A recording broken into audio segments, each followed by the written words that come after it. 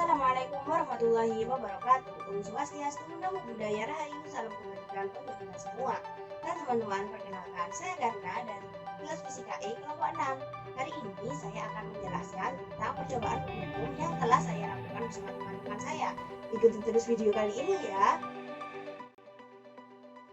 Oke, untuk yang pertama, saya akan menyebutkan bunyi hukum Ohm. Kalian bisa lihat ya di tulisannya bahwa hukum Ohm itu bunyinya kuat arus yang mengalir pada kawat penghantar sebanding dengan beda-beda potensial antara ujung-ujung kawat penghantar tersebut.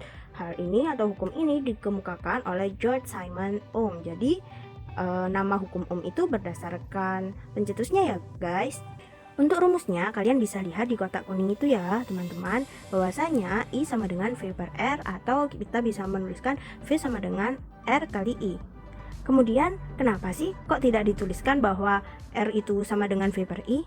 Karena dalam kehidupan sehari-hari kita itu bisa melihat bahwasanya hambatan itu biasanya atau resistor itu sudah diketahui nilainya. Jadi kita hanya mencari voltase dan juga arusnya. Oke, jadi dilihat dari rumus tersebut, kita ambil saja yang V sama dengan R kali I ya guys. Kalau V sama dengan R kali I, maka semakin besar arusnya, semakin besar juga sumber tegangannya, atau V-nya, nilai V akan semakin tinggi ketika I-nya juga tinggi. Dan nilai V akan turun ketika I-nya juga semakin turun. Begitu juga berlaku dengan hukumnya I sama dengan V per R. Kemudian yang di bawah kalian bisa lihat ya teman-teman, bahwa ada grafik yang mana grafik tersebut memiliki dua garis. Oke, gambar grafik akan saya perbesar sebentar. Ini ya teman-teman, gambar grafiknya yang garisnya warna merah, lurus merah, itu menunjukkan grafik linear. Kemudian grafik yang garisnya warna biru, dalam grafik tersebut ada garis warna biru putus-putus, itu grafiknya non linear ya, atau tidak linear. Apa sih sebenarnya bedanya? Nah, disinilah baru terlihat bahwasannya hukum Ohm ini bisa berlaku pada benda-benda yang sifatnya memang ohmik atau ikut pada hukum Ohm. Sedangkan ada benda-benda juga yang tidak mengikuti hukum Ohm atau disebut dengan non-ohmik. Kalau untuk yang ohmik itu biasanya terjadi pada logam, jadi sifatnya linear. Sedangkan untuk yang non-ohmik itu biasanya untuk benda-benda yang selain logam. Kemudian di situ ada diketahui bahwa ini untuk sumbu X-nya yaitu arus dan untuk sumbu Y-nya yaitu V. Kemudian untuk mencari R-nya kita bisa mencari nilai tan theta dari garis yang berwarna merah dan dari sudutnya sumbu X. Oke, teman-teman, seperti itu. Itu sedikit teorinya. Sekarang kita akan lanjut ke bagian alat dan bahan yang digunakan dalam percobaan. Yuk, lanjut.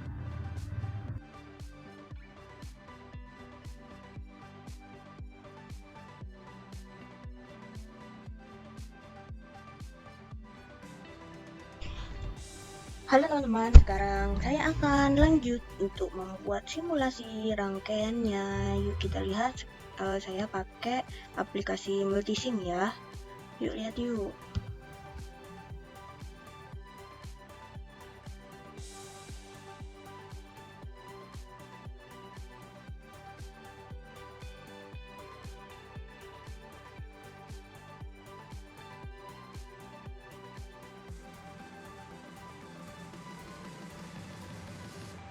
Oke teman-teman, sekarang rangkaiannya sudah jadi ya.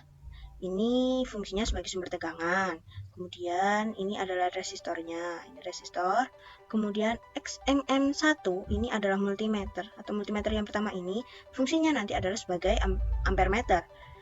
Dan perlu diingat ya teman-teman, untuk menghitung arus atau memasang ampermeter, menghitung arusnya itu menggunakan ampermeternya harus dipasang secara seri kepada rangkaiannya. Kemudian yang multimeter kedua ini adalah multimeter yang fungsinya sebagai voltmeter. Oke, fungsinya sebagai voltmeter, dan untuk voltmeter maka harus dirangkai secara paralel ya. Bisa dilihat ya, ini rangkaiannya paralel. Sekarang saya akan kasih tahu bagaimana kelompok saya dulu mengambil data. Oke, yuk ikutin terus. Oke teman-teman, sekarang jadi pengambilan datanya itu nanti kita akan variasikan nilai voltnya ini antara 0 sampai 10 volt. Kemudian Untuk resistornya kita akan menggunakan resistansi 100 ohm, 220 ohm, serta 300 ohm. Ini untuk contoh 2 volt ya, kita akan lihat.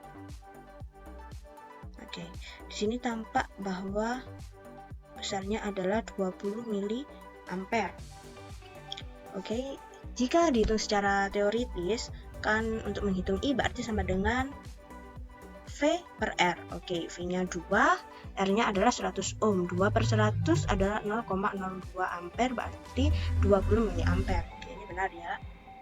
Kemudian kita akan lihat yang ini. Oke, dan besarnya adalah 2 volt.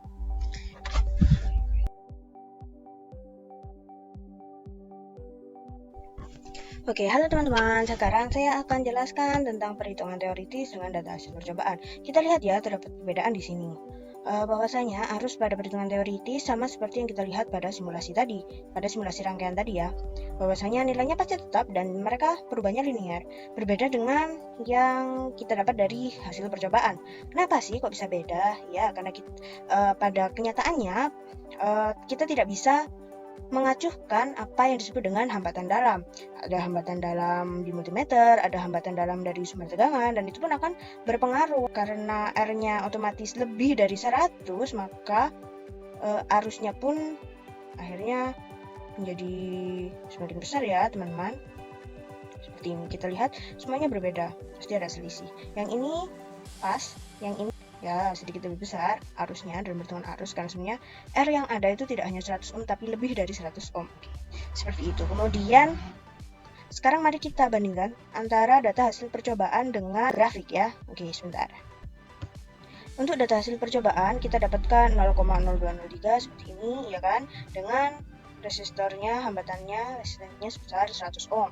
Kemudian kita hitung sumbu X-nya volt, sumbu Y-nya pakai ampere. Tadi seperti yang dijelaskan pada dasar teori bahwa rumusnya R itu sebenarnya adalah tan theta. Tapi tadi di dasar teori tadi kan, di teori yang saya jelaskan bahwasanya sumbu X-nya adalah I dan sumbu Y-nya adalah V. Nah, kali ini dibalik ya, sumbu X-nya V dan sumbu Y-nya adalah I. Maka dari itu R-nya nilainya adalah seper tan theta. Dari sini dan dari sini kita lihat ada sedikit perbedaan ya.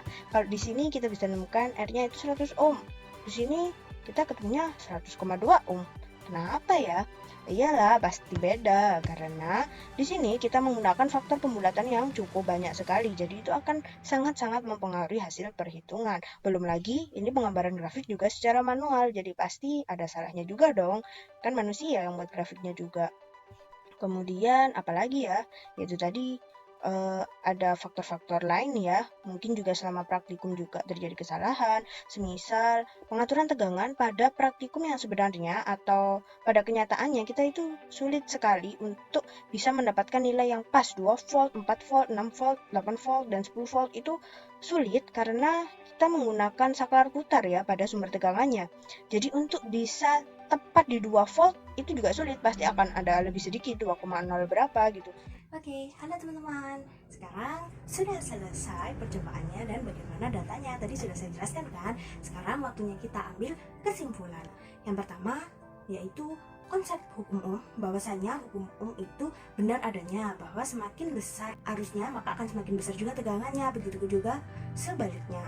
Namun ada yang harus kita sedikit perhatikan, bahwasanya jika untuk hukum Ohm yang benar-benar ideal, maka grafik yang terbentuk tadi kan linear. Jadi pertamanya pun juga linear. Hanya saja dalam praktikum kita kali ini, data hasil percobaan yang kita dapatkan itu tidak sepenuhnya linear ya teman-teman. Dan tadi kita juga bisa lihat kan bahwa antara perhitungan teoritis dan dengan data hasil percobaan terdapat perbedaan. Itu mengungkapkan bahwa hukum Ohm tidak benar-benar ideal. Jadi hukum Ohm itu hanya sebuah teori atau sebuah penjelasan secara empirik saja. Dalam kenyataannya tidak ada sesuatu yang benar-benar ideal. Kemudian untuk kesimpulan yang kedua yaitu bahwasanya kita dapat mencari arus apabila diketahui tegangan dan hambatannya, dan kita bisa mencari tegangan ketika arus dan hambatan diketahui serta sebaliknya ya. Nah, pokoknya jika kita mencari salah satu dari itu maka kita harus mengetahui dua komponen yang lain. Atau jika kita tidak menggunakan perhitungan teoritis, kita bisa gunakan multimeter pastinya. Dan jangan lupa tadi bahwasanya jika kita mencari arus maka multimeter dipasang secara seri, dan ketika kita mencari tegangan maka multimeter dirangkai secara paralel terhadap rangkaian. Oke, sekian dari saya. See you in the next video. Terima kasih. Wassalamualaikum warahmatullahi wabarakatuh. Bye bye.